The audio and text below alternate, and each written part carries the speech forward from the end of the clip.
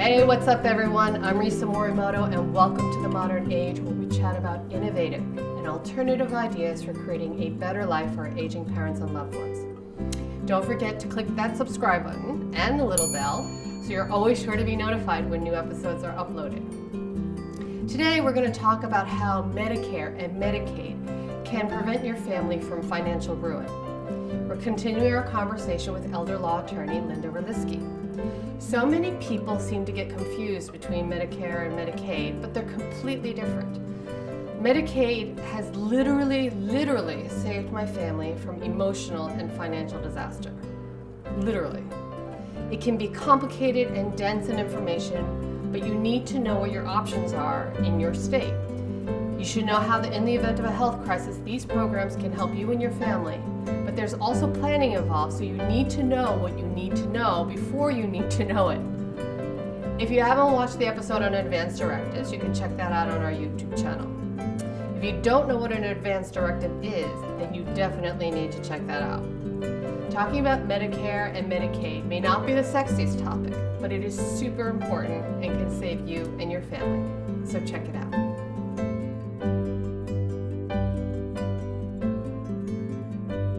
Thanks so much, Linda.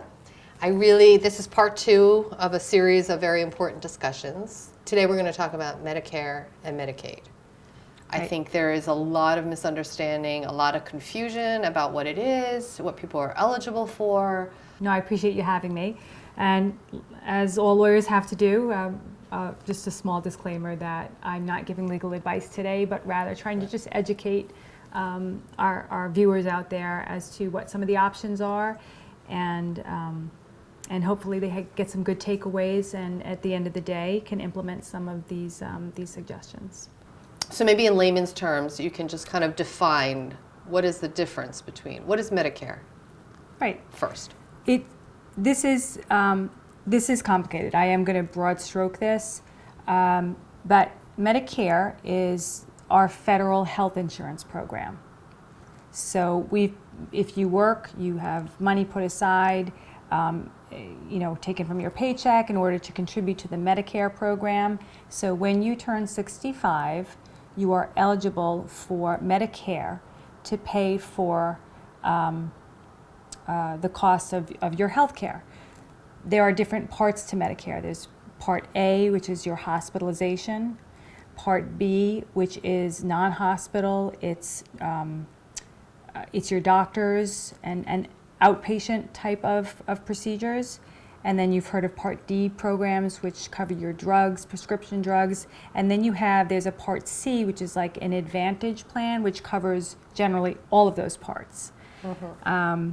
What I can say, not only are you entitled to it when you turn 65, but it's also for younger disabled adults, but there's an application process for that, as well as for those with end-stage renal failure.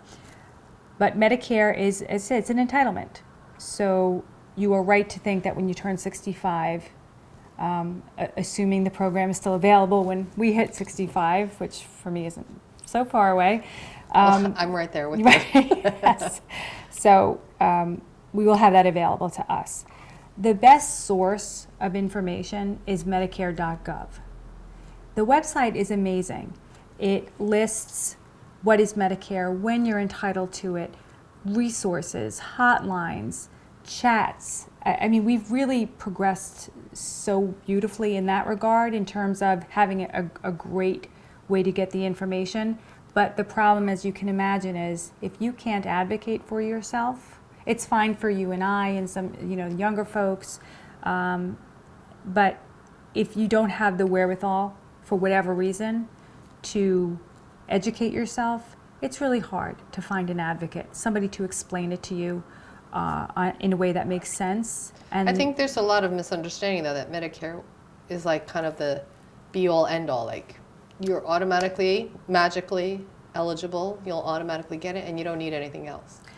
So, you do get that Medicare card in the mail, but it is not, it's not an easy pass. It's not, it's not a guarantee, right? It's not a guarantee that your doctor is going to take Medicare.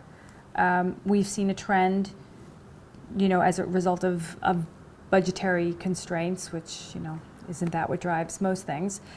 Wow, is that That's- true? They won't wow. accept Medicare? I thought they were required to. You know what? They're not required. They're private. They're private practitioners. It's different in hospitals. Right, right. But in private practice, we've seen a trend where healthcare providers may not accept Medicare, straight Medicare. So folks are looking to supplemental plans, which are very important to be aware of. They exist. There are premiums that are paid separate and apart from Medicare. So just because you have your Medicare card does not mean all of your services are covered. You're still going to get bills. They might be co-payments, but you might see a doctor and only to find out that he doesn't take straight Medicare, or the Medicare supplement that you have signed up for and you're paying a hefty premium for, your doctor doesn't participate in that plan either. She has opted out. So you really have to make sure when you're choosing a supplement, which is something that everybody should look into and make sure it's the right thing to do. Make sure your doctors participate in that particular plan that you're looking at. And it's secondary insurance. So Medicare would be primary, and then you have a backup to pick up all those costs that Medicare doesn't cover, because you'd be surprised what Medicare does not cover. So, and it's frustrating that you learn sometimes too late when the bills have already accrued. So the best line of defense is a good offense, to do your research. Which is a great segue into, in the event you are diagnosed with some sort of chronic illness, Yes. And Medicare does not pick up that bill. Like someone like my mother, they pick up some part of it, but then that's where we had discovered inadvertently about Medicaid and Right. what Medicaid can help cover. And I think there's also a lot of misunderstanding about what Medicaid is and how it can help families pay for these ridiculous astronomical costs of healthcare.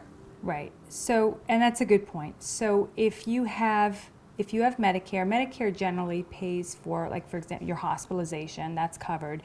But what Medicare does not typically pay for are things that are non-skilled in nature. So custodial care. So if, for example, if you're in a hospital and you're there for at least 3 days or more, and then you're transferred to a nursing home, Medicare will cover day 1 through 20 of your stay 100%, assuming you are receiving skilled care. At the nursing home. At the nursing home. Or a rehab facility, so it doesn't have to be a nursing home, but a rehab facility. Days 21 through 100 have a copayment as set by Medicare, and it changes every year. So you will be billed that copayment, and Medicare will pay the difference so long as you are receiving skilled services, occupational therapy, physical therapy. But again, the caveat is that you are receiving a skilled service. What happens in a lot of these rehab facilities is they have folks who work for Medicare, and they're making sure that they're not going to pay if, for example, the care if you've plateaued in your rehabilitative services. Right. That's what happened to my mother, yeah. Right. They're going to say, hey, after day 38, for example, we've gotten you as far as we can get you with all of our physical therapy services, occupational therapy services, speech services. You've plateaued. So you are no longer eligible to have the cost of your care paid for by Medicare. And a lot of folks don't know that. And then they're told that they're going to get a private bill.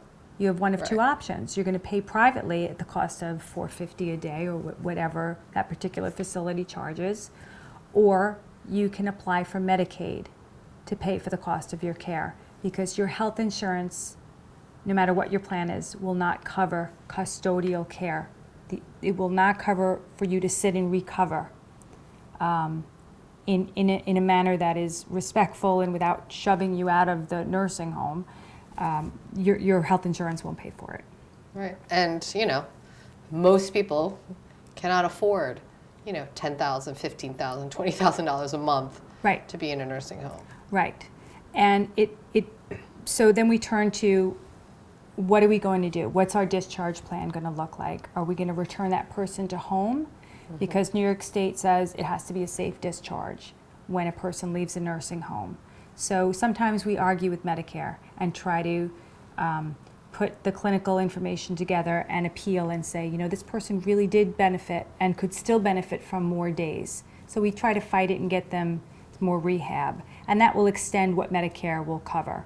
But you always have to look at what the end game is. Are you going to return to home? Is it safe? And if it's not safe, what's the alternative? For the patient and the family, right? That's an excellent point, because it takes a village to care for a parent who's either sick, or even if it's a broken hip and may not affect the quality of their life, too much. It's more of a couple of months, and then hopefully he or she recovers. But it is, what do you do now? Do you have to get aides in the house, or does the family tap in and try to help mom or dad, or aunt and uncle? I'm reliving the nightmare right now. You are, yeah. Yeah. Because when you find out what your options are from a financial perspective, they are daunting if you haven't made plans. It's even more daunting if if this is a couple situation. So if it's a husband and wife, what you don't want to do is impoverish the healthy spouse to pay for the care for the sick spouse. So this is where we encourage folks to look at when they're healthy, to look at their finances, look into long-term health care insurance as an option. It's expensive. Yeah, no, I've heard it's very expensive. It is, but not all plans are created equal. And depending on your financial circumstances, you should meet with your financial advisor, your accountant, and decide if that's an option. Make sure the policy is a good one. But if that's not available to you, you have to think about, planning, especially when there are two. And the reason why I say that is because the generation of our parents, the traditionalists, we have a lot of immigrants and folks who have come here and who have worked so hard, and there's been so much resistance. I don't want to go on Medicaid. I will sell my house before I go on Medicaid. It's a stigma back when they were growing up because they worked so hard to amass what they have amassed. And I have folks come to me and they are embarrassed saying, oh, I only have a house worth $500,000, or I only have an IRA with $350,000 and a home. And it's so amazing to me, because the first thing I say to them is, you should be so proud of yourself. You work so hard. You came here with nothing, and this is what you did. You educated your children, or whatever it is that they did, and they've accomplished so much. So you try to remove the stigma and explain to them it's okay to Medicaid plan. It's possible that you will, yes, maybe you'll use some of your funds privately for a while, but there's another good reason to plan, which is your surviving spouse or whomever the healthy spouse is. We need to take care of him or her and make sure that, my philosophy is the age-at-home philosophy. I know you feel the same way. We do our best to make sure that, assuming the preference of our parents or loved ones is to age in place at home, we're going to do everything we can to make sure that happens. We need to destigmatize the whole Medicaid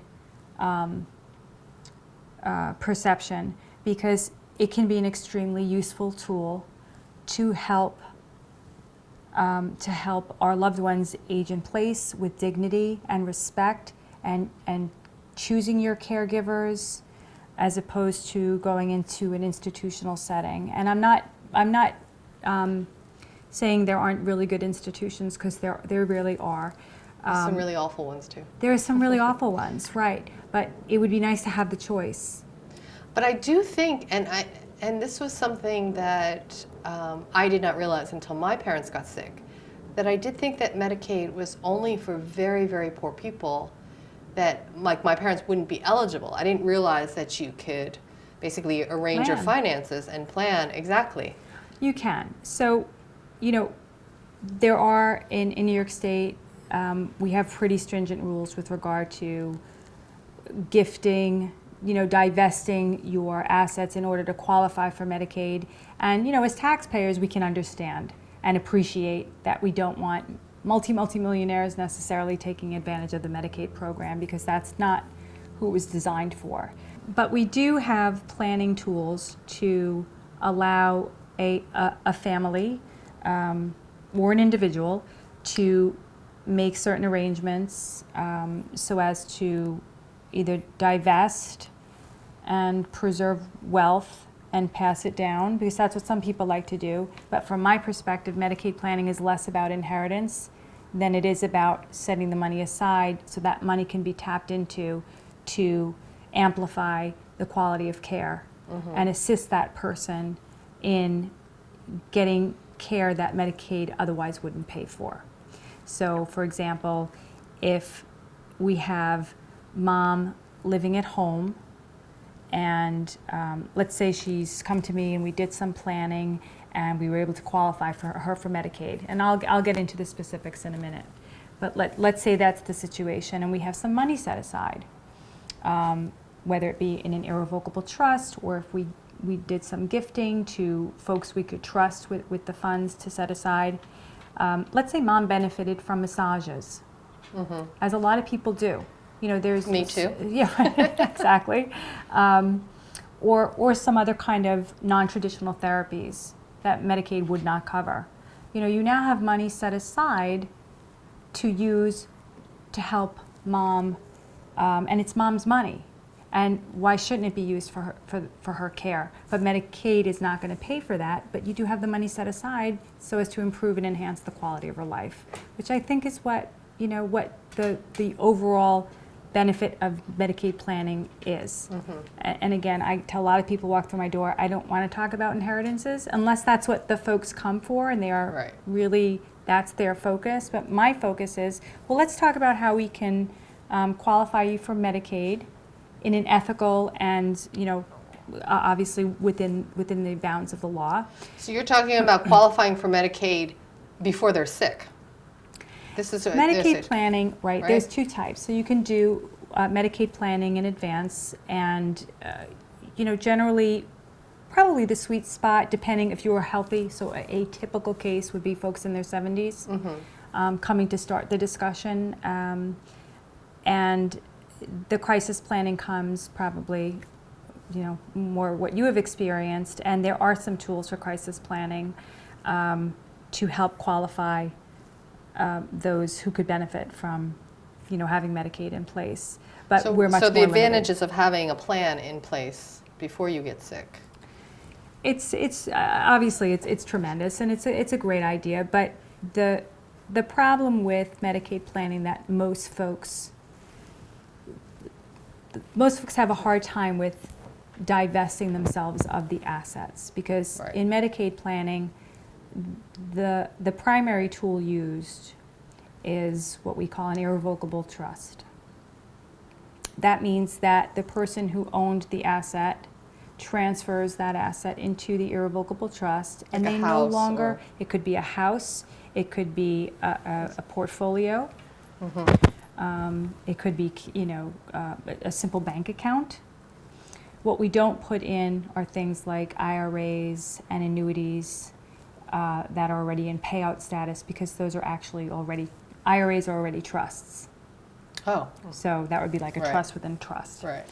I'm going to do very broad strokes because the rules are complicated. And it differs from state to state as well, right? Absolutely.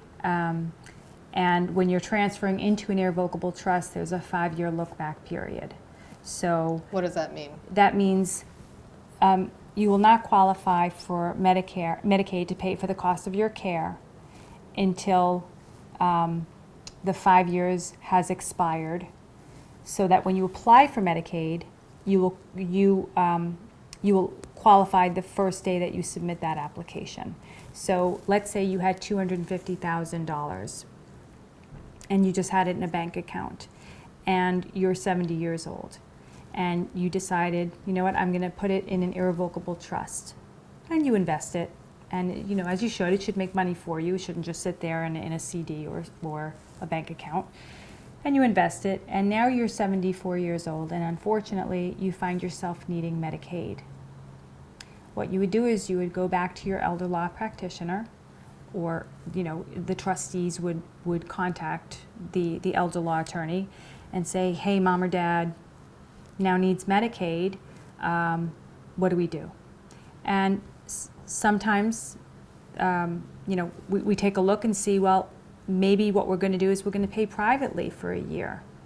And we explain how we do that with the trustees, so that 5-year period runs out, and then apply for Medicaid when you qualify, so that that transfer that you made, less whatever you've paid privately, is now shielded. And so that pot of money can be set aside, and it's still set aside and usable by the trustees, you know, for mom or dad or uncle or whomever it is.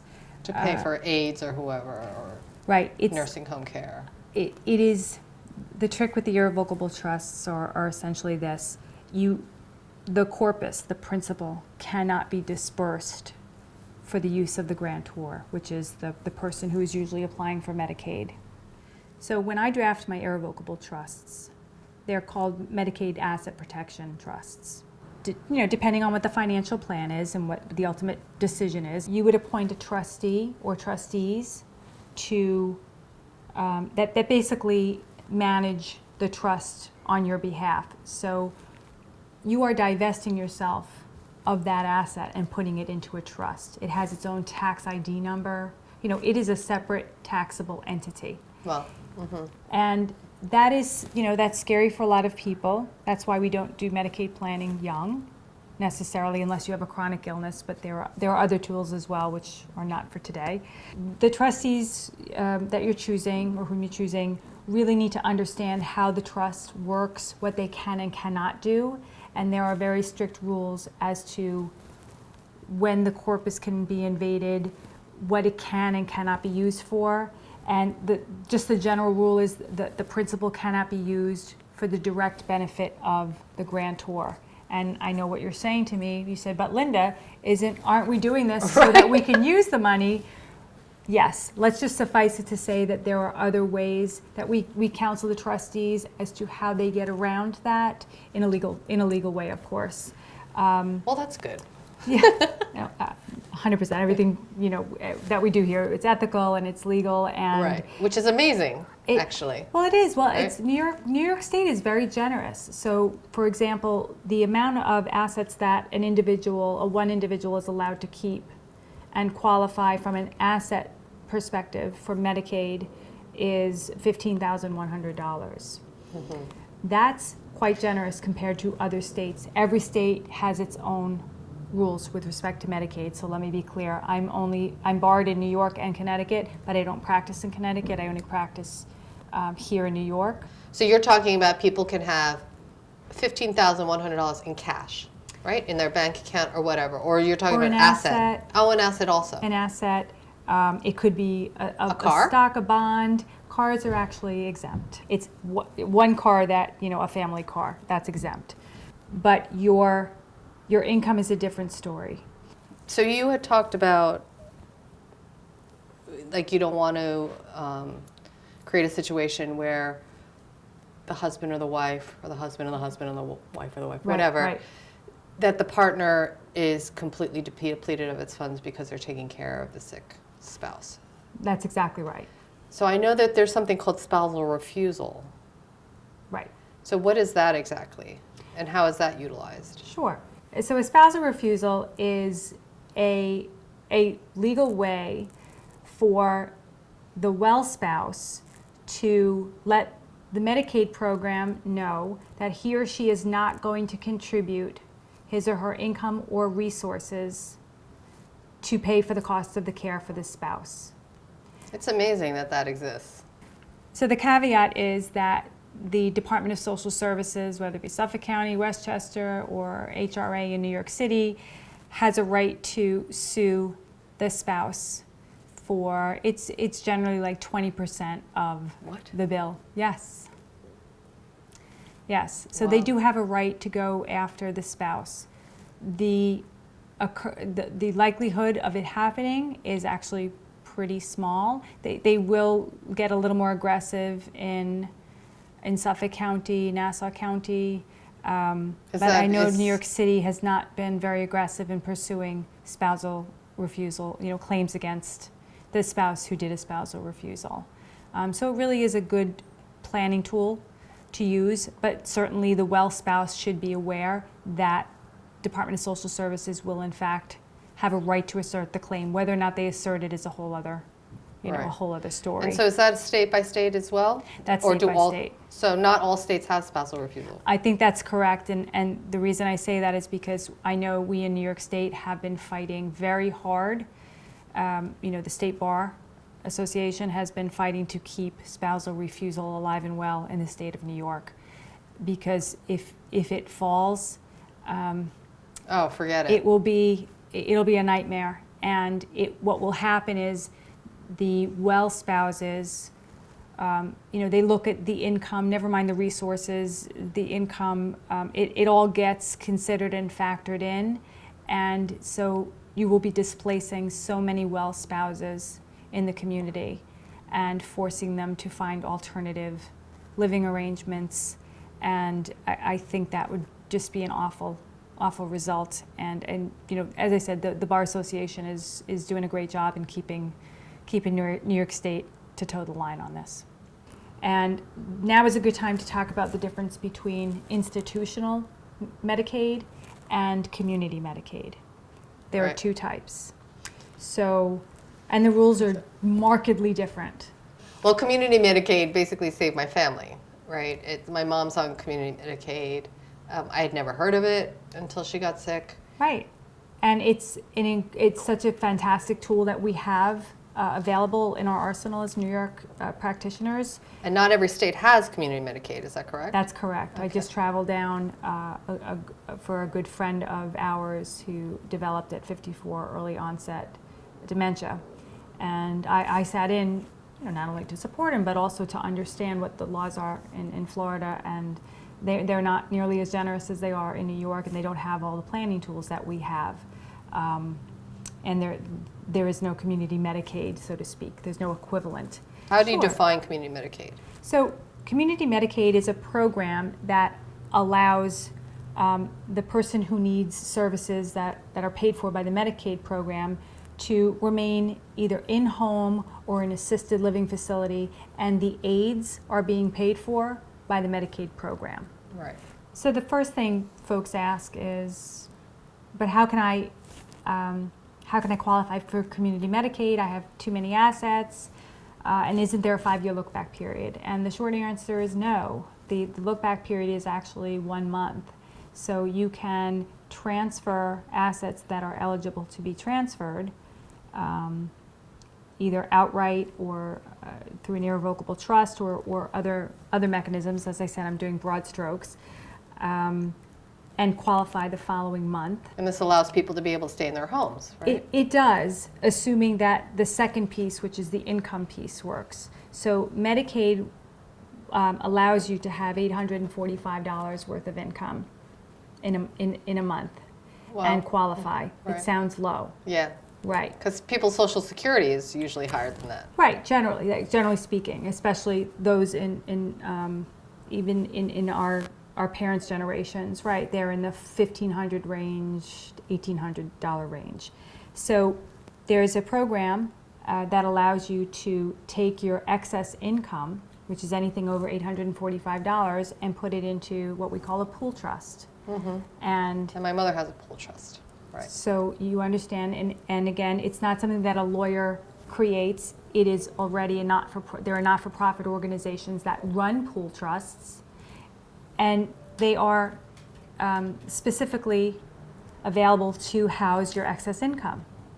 And that's what you do, and then you send bills to be paid for the direct benefit of the Medicaid recipient So there's ways to get rid of your excess. When I say get rid of, meaning to make sure you still qualify to have the cost of your care paid for by the Medicaid program, and that's what we're talking about. We're just shifting the cost of who's paying for your aids. We're trying to figure out how we can leave our loved one at home to age in place, to have aides come into the house, and to have the Medicaid program pay for that.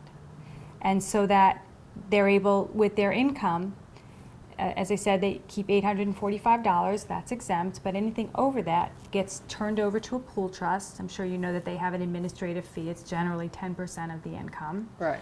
And then what you do is you send bills up to the amount of the income that are associated with the recipient. And that's usually cable bills, heating bills, things like that, grocery bills. And so all their household bills are paid with their income, and Medicaid is paying for the full cost of the care. So what happens after the person passes? What happens to the trust? Does it just dissolve?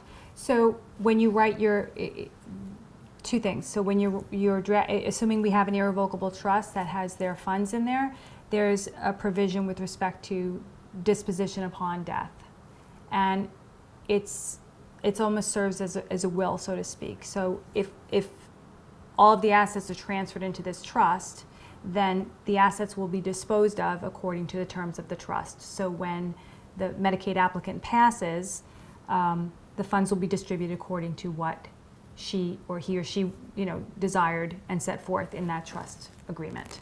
So it serves a dual purpose as well. So that's, you don't have to probate anything. Well, that's good. Yes, it's wonderful. But what's nice is Medicaid can't put a lien on those funds. That's great, right? It is great. So that's another strategy to consider. So for example, if Aunt Mary is on Medicaid and when Mary dies, there's about $100,000 left, and she wanted it split between Jane and John, her children, then each of them would get $50,000 pursuant to the terms of the irrevocable trust, and Medicaid would not have a right to recover against those funds. That's great. So yeah, there's a lot of benefits to having a trust. A lot of benefits, but as I said, the concern for most people is if they do it too quickly, then they divest themselves of the ability to control their funds and invest them, and you are relying on a trustee. And that's difficult for a lot of people, which is why generally the planning gets done a little later on in life, sometimes too late. Right. So the trick is finding the balance. Right. What happens to the pool trust then? So any unused income in that pool trust will get turned over to Medicaid as partial reimbursement for expenditures. So I guess the incentive is to keep that balance low then. It is, but it also, you're using it for day-to-day type of expenses. Right. So think about it. So if you have, and some people have very high income because they have required minimum distributions that come from their IRAs or annuities. Just so we understand, a required minimum distribution is an amount that you're required to take once you hit 70 and one half when you have either an IRA or an annuity. And so long as that payout is what we call actuarially sound, Medicaid will not count the principal, but rather count the income. So your income isn't sheltered, but the actual corpus is. So to wrap this up, what can we walk away with in terms of what we should know about Medicare and Medicaid and Medicaid planning? I think the most important takeaway is if you want to age at home or you envision yourself, especially if you're married and there's another person to consider, really start talking to your financial advisors, talk to your attorney, make sure he or she is actually a qualified elder law attorney. It needs to be somebody who specializes in Medicaid planning, not estate planning. They are two separate disciplines, and I believe we'll address that in another segment. Talk about your options and understand what a good plan looks like for you. It's different for everybody.